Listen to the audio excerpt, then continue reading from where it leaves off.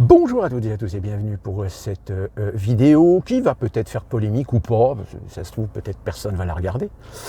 À la question, faut-il supprimer le droit du sol? Vous savez, suite à ce qui se passe à Mayotte, et d'ailleurs je vais revenir à une petite anecdote personnelle, je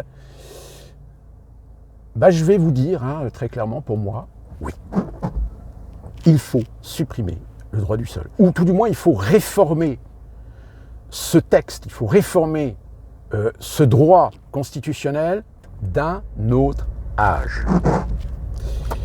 Pourquoi? Ma petite anecdote, en 1992, j'ai été faire mon service militaire. Et dans mon contingent, justement, il y avait un Mahorais qui venait de Mayotte. Alors déjà, on se pose la question, on se dit, mais pourquoi tu décides de déplacer... il n'y a pas de caserne à Mayotte pour lui faire son service militaire, parce qu'il était français, évidemment. Donc en tant que français à l'époque, il fallait qu'il fasse son service militaire. Sauf que malheureusement, souvent, les Français des régions, des départements outre-mer, etc., très souvent, ils étaient déplacés, ils étaient mutés, ils étaient casés en France. Ce qui a fait que, par exemple, peut-être que certains d'entre vous qui ont fait leur service militaire se souviennent d'avoir entendu ou d'avoir connu la réputation, par exemple, des Antillais. Je n'en dirai pas plus.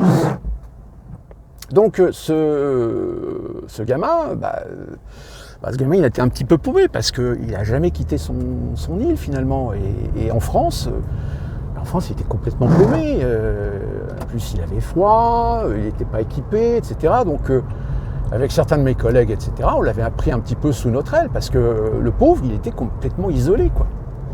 Et il s'appelait Liméa, d'ailleurs. Je me souviens de son nom. Mais déjà à l'époque, je rappelle, 92, il me disait déjà à l'époque que le problème, c'est que du fait que il y a une administration française à Mayotte, il y a une économie dépendant de l'Union européenne, fraîchement signée, puisque je rappelle, 92 c'est Maastricht, alors il n'y avait pas encore l'euro à l'époque, il me disait mais ça commence. Là on commence à avoir de l'immigration qui vient des Comores, voire même de Madagascar. Mais le problème c'est que on est une petite île, on n'a pas un potentiel économique, on n'a pas un tissu économique suffisant pour assimiler et intégrer cette émigration. Alors à l'époque, c'était déjà un problème, mais ce n'était pas arrivé au stade où c'est arrivé aujourd'hui. 48%. 48% de la population de Mayotte est d'origine étrangère.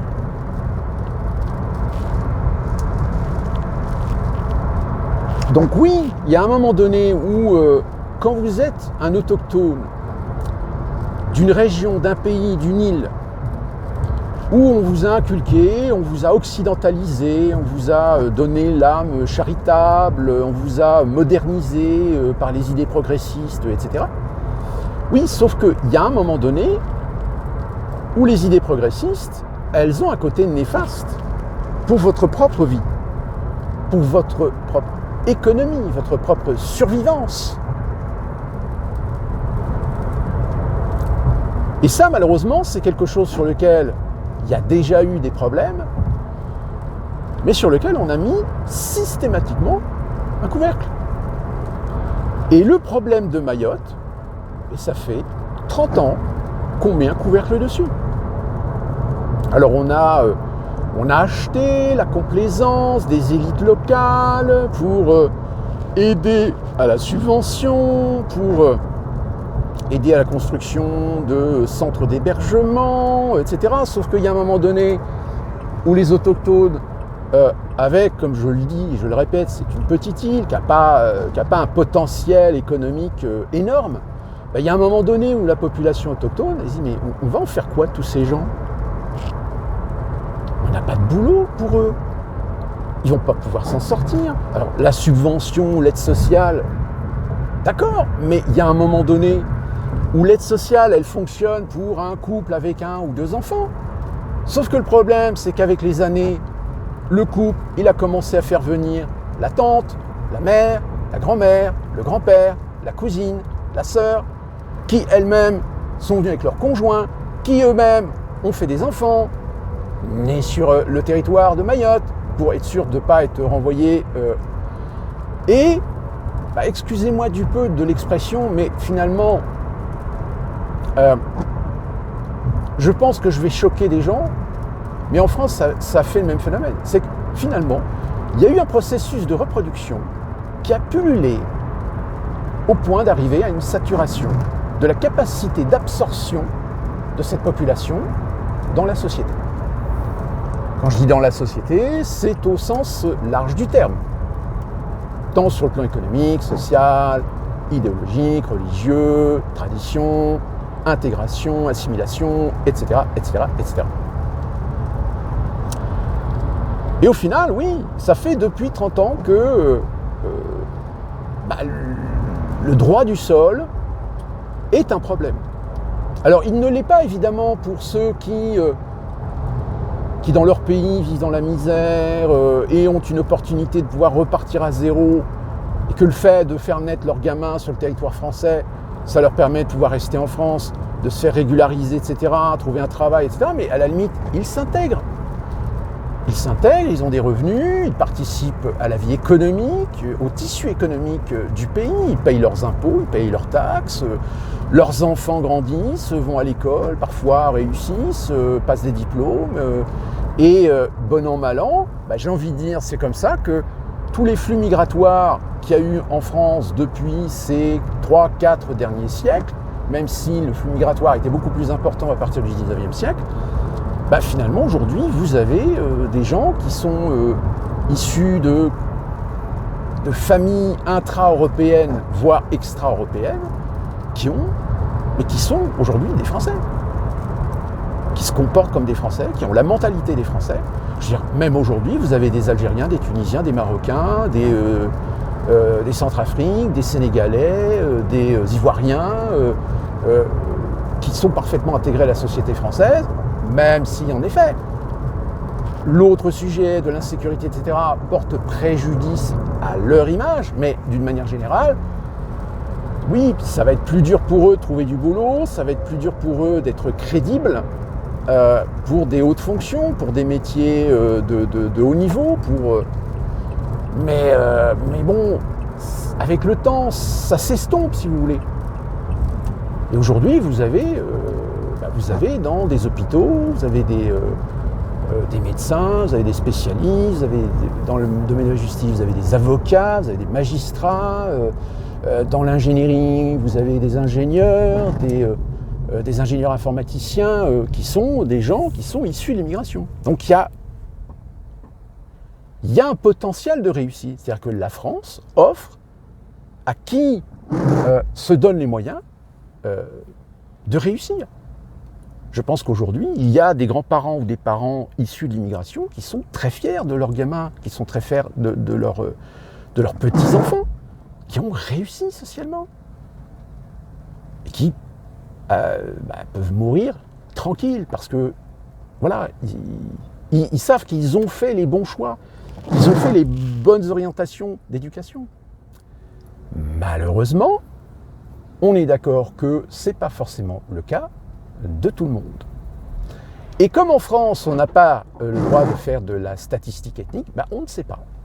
On ne sait pas aujourd'hui, parmi les Français issus de l'immigration nord-africaine et noire-africaine, quel est le pourcentage sur les 30 ou 40 dernières années de ceux qui ont réussi, de ceux qui se sont intégrés et qui aujourd'hui ont l'estime et le respect d'être des Français à part entière. Sauf qu'évidemment, c'est là que ça coince. Alors certains diront, oui, mais il ne faut pas tomber dans les clichés, etc. Je suis désolé, mais aller dans des quartiers populaires, moi j'ai vécu dans des quartiers populaires, j'ai fréquenté des quartiers populaires, j'ai fréquenté des personnes qui sont issues de l'immigration. Alors il y en a certaines qui étaient des bons amis, des bons copains, comme il y en a d'autres qui étaient des parfaits connards. Et les parfaits connards, en règle générale, ils avaient la même mentalité. C'est-à-dire qu'en réalité, ils sont en France pour avoir le bénéfice des prestations sociales, Mais ils apportent leur culture, leurs mœurs, leur religion, ou du moins les mœurs de leur religion, ce qui fait que y a un moment donné où ça coince. D'autant plus que ça coince dans le sens où une certaine partie d'entre eux vont vers les voies alternatives, c'est-à-dire les marchés noirs, la drogue, la prostitution, etc. Parce que argent facile. Je veux dire, dans les années 80-90, il y a plein de gamins qui se sont rendus compte que c'était plus sympa de dealer pendant 6 heures par jour, de se faire 500 balles ou 1000 balles ou 1500 balles en francs par jour, que d'aller à l'école, de suivre des études, de passer des diplômes pour gagner, déjà à l'époque, pour gagner un SMIC. Donc vous voyez, alors après évidemment, vous allez me dire, oui mais il y a l'aspect légal et puis l'aspect illégal. Mais à votre avis, vous pensez que les gamins, quand on leur donne le choix d'être honnêtes, d'aller sur le droit chemin ou d'aller dans les chemins alternatifs, mais où ils vont gagner beaucoup plus d'argent, je suis désolé, mais ça fait depuis les années 80 qu'on a des générations de ces gamins qui ont fait un choix. Non seulement ils ont fait un choix, mais en plus de ça, ils l'ont réitéré, ils l'ont transmis, parfois, à leurs rejetons. Même si certains se sont donné une bonne morale, comme dans les années 90, ceux qu'on appelait les grands frères. Mais moi, je vous dis, les grands frères, j'en ai connu quelques-uns. Moi, à Rouen, je connaissais certains qui habitaient la Grand-Mare. Et comme j'ai vécu à la Grand-Mare, donc je connaissais la Grand-Mare, donc il y avait quand même un petit rapprochement. Et quand je discutais avec eux, ils disaient oui, aujourd'hui, attention, dans les années 90, aujourd'hui, il y a des ados qui ont 18-20 ans, il y a un moment donné où il y a un déclic, et on arrive à les faire revenir sur le droit chemin. Mais en revanche, il y a des gamins aujourd'hui qui ont 14, 12, voire même 9, 8 ans, mais ceux-là, ça va être des caïds, ça va être des terreurs. Ils sont complètement déshumanisés. Alors déshumanisés dans le sens où l'effet de groupe, l'effet tribal, l'effet de tribu, parce que tout seul, en effet, quand vous discutez avec eux, il y a un moment donné, oui, ils arrivaient quand même à aller chercher des petits instincts humains de respect, etc. Et d'ailleurs, qui fonctionnent parfois souvent avec leurs parents, même si d'autres, leurs parents, ils leur crachent dessus. Mais en bande, c'est comme une meute. Voilà. Donc on a laissé proliférer ces effets de meute qui ont servi l'intérêt évident des réseaux de la drogue, etc. Et aujourd'hui, on a des zones de non-droit. Aujourd'hui, vous avez des réseaux de caïds, dont même les flics savent pertinemment qu'il ne faut pas que ça dérape un jour. Et d'ailleurs, même le ministère de l'Intérieur, sur certains individus, disent « allez-y mollo, mettez la pédale douce », parce qu'ils savent que derrière, ce sont des gens qui ont une logistique où ils peuvent vous mettre le feu dans une banlieue. Et d'ailleurs, on l'a vu. Avec l'affaire Naël, très clairement, on a vu une partie émergée de l'iceberg. Car je rappelle, sur l'affaire Naël, dans certains quartiers, il y a de la Kalachnikov qui a parlé. Elles viennent d'où, les Kalachnikov? Donc, pour revenir sur le droit du sol, le fait est, c'est qu'aujourd'hui, ce qui dérange considérablement les droits de l'homiste, la gauche, etc., c'est que finalement, ce qui est en train de se passer à Mayotte, excusez du peu, mais c'est un grand remplacement. Je rappelle, 48%. C'est un grand remplacement. Exactement comme aux États-Unis, où vous avez par exemple un État qui s'appelle le Nouveau-Mexique, et qui aujourd'hui possède une population majoritairement d'origine hispanique. Alors, ce sont des Américains qui parlent américain, qui vivent américains, mais qui sont issus de culture hispanique. Alors, ça se passe plutôt bien, même s'il y a quelques différences, mais pourquoi? Parce que les hispaniques et les anglo-saxons, finalement, ils viennent tous de sociétés, de culture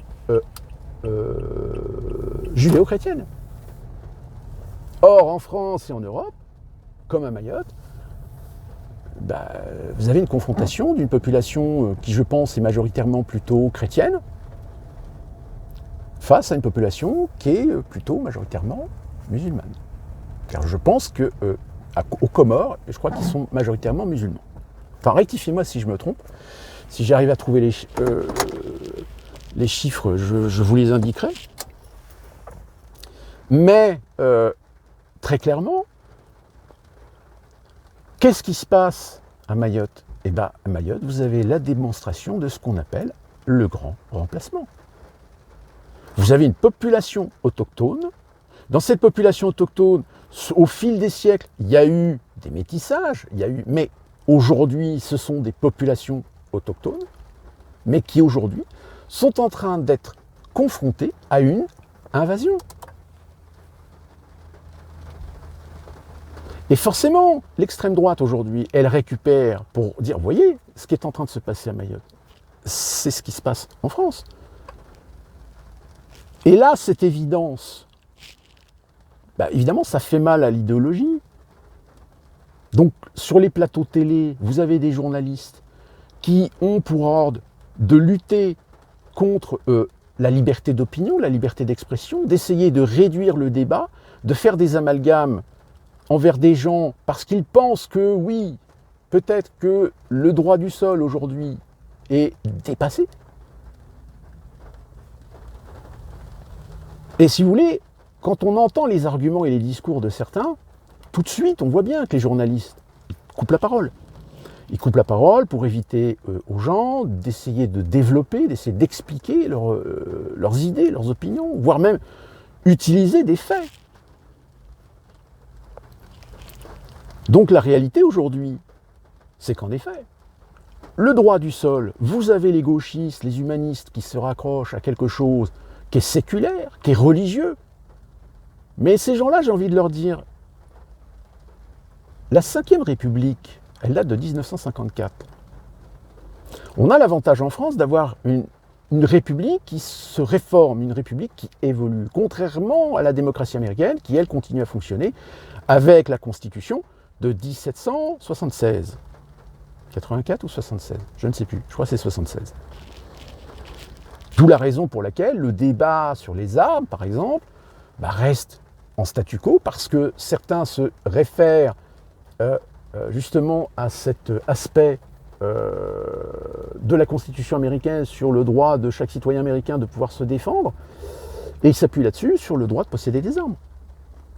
Mais le problème, c'est que en 1776, il y avait un contexte politique, géopolitique, qui n'est plus le même de celui du XXIe siècle. Eh bien, j'ai envie de dire, le droit du sol aujourd'hui en France, peut-être qu'il faut le réformer pour s'adapter aux enjeux géopolitiques, économiques, démographiques. Parce que quand vous en avez qui vous disent, oui, l'immigration on en a besoin, mais pourquoi faire? Pour faire du dumping social? Pour payer des gens moins chers que des Français? J'en ai déjà parlé, je ne vais pas revenir dessus. Parce que ça, c'est l'Europe, l'Europe ultralibérale.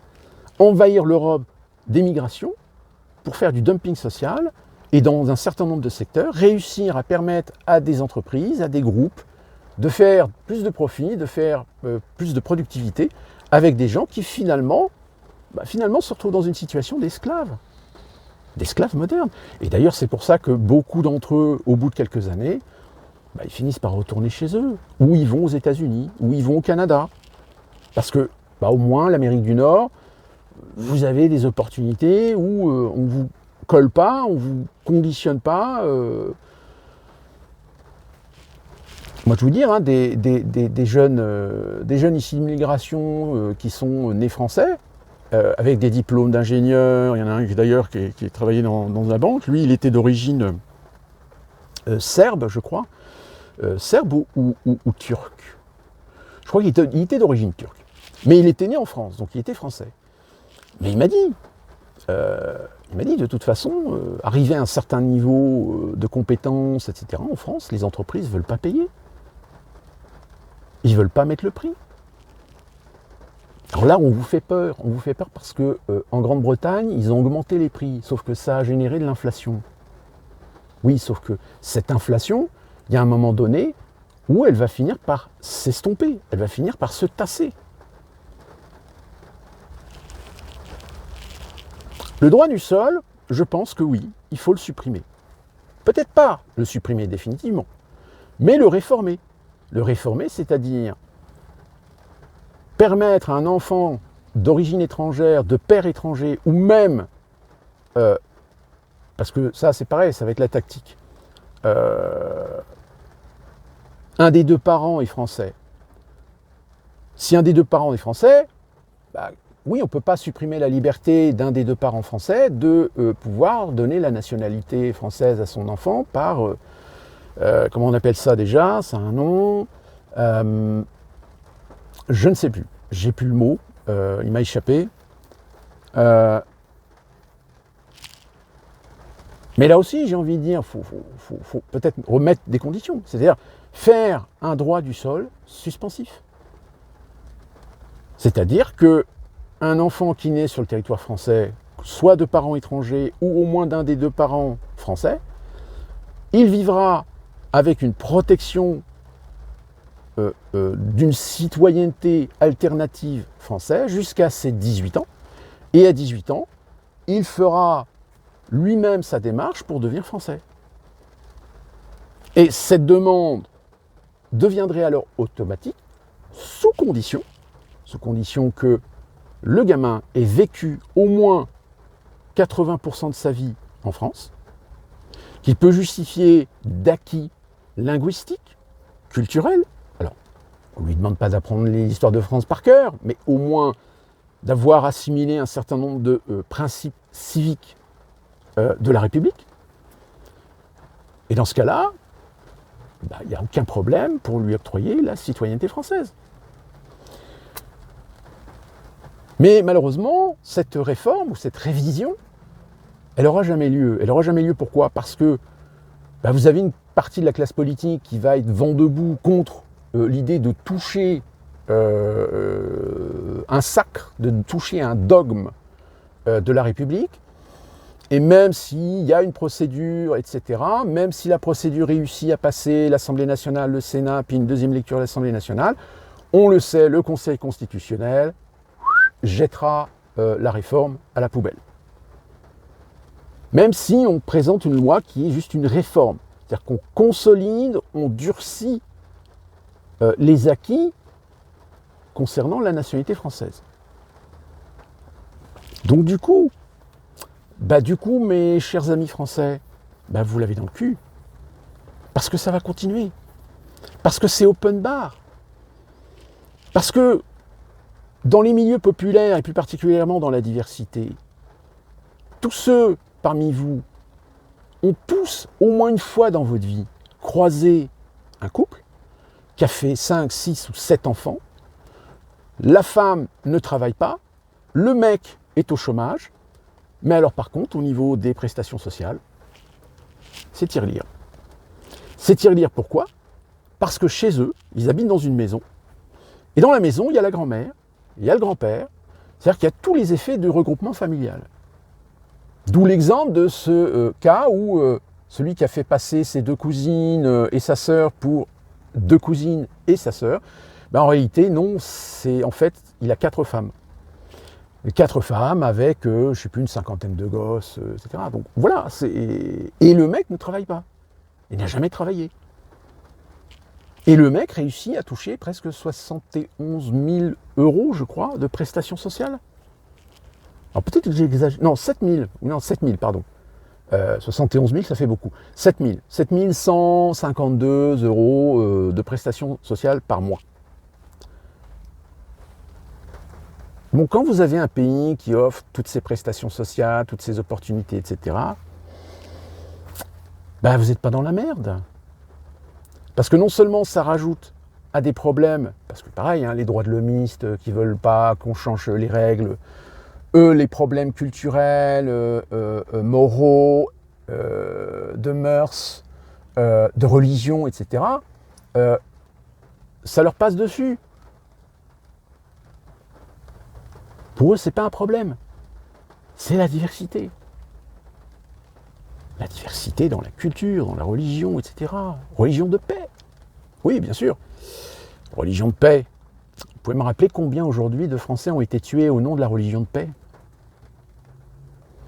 Ah, on peut dire, hein, les chrétiens, les catholiques, ouais, ils ont fait des massacres dans l'histoire. Ben oui, mais c'est ça qui est génial. C'est que vous allez aller chercher des histoires d'il y a 2, 3, 4 ou 10 siècles pour justifier votre argumentation, pour critiquer ceux qui aujourd'hui sont contre vos idées. C'était un contexte différent.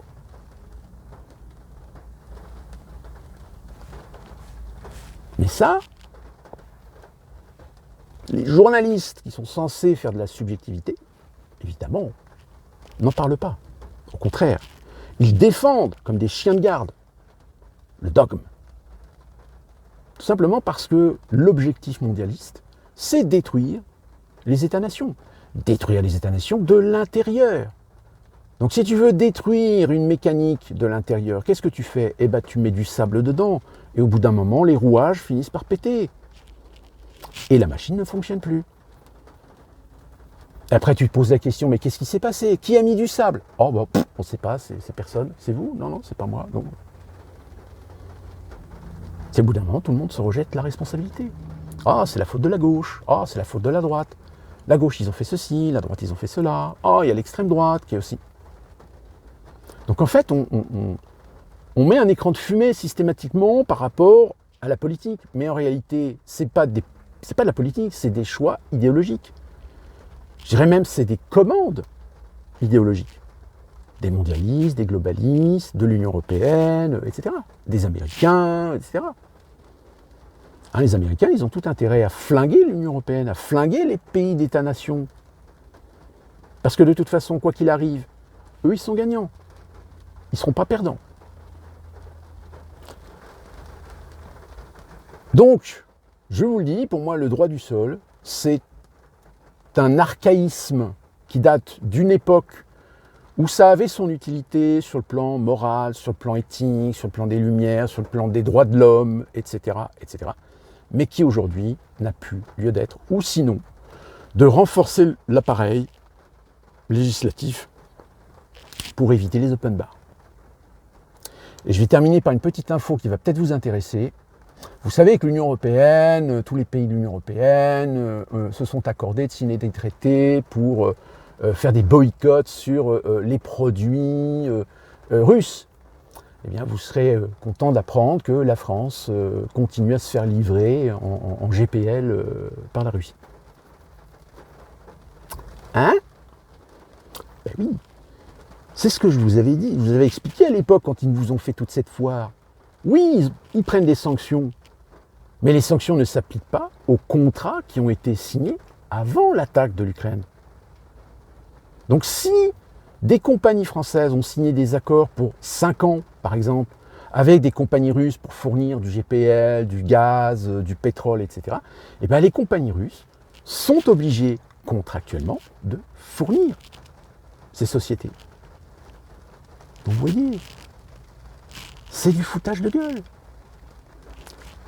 Même si, malheureusement, les sanctions européennes ne permettent pas aux pays européens de renégocier les accords, de renégocier les contrats, d'augmenter les quotas. Et du coup, tout le monde s'est retrouvé dans la merde. Enfin, c'est un gros bordel.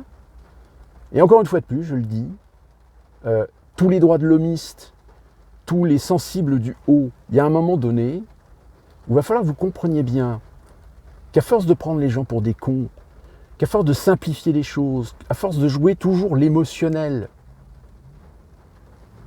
il y a un moment donné, vous allez tomber sur des gens, l'émotionnel, ils vont l'exprimer, mais ils vont l'exprimer par rapport à ce que eux, ils subissent. Et là, ce jour-là, le sang va couler. Oui, le sang va couler. D'ici là qu'on se retrouve pour une prochaine vidéo, portez-vous bien.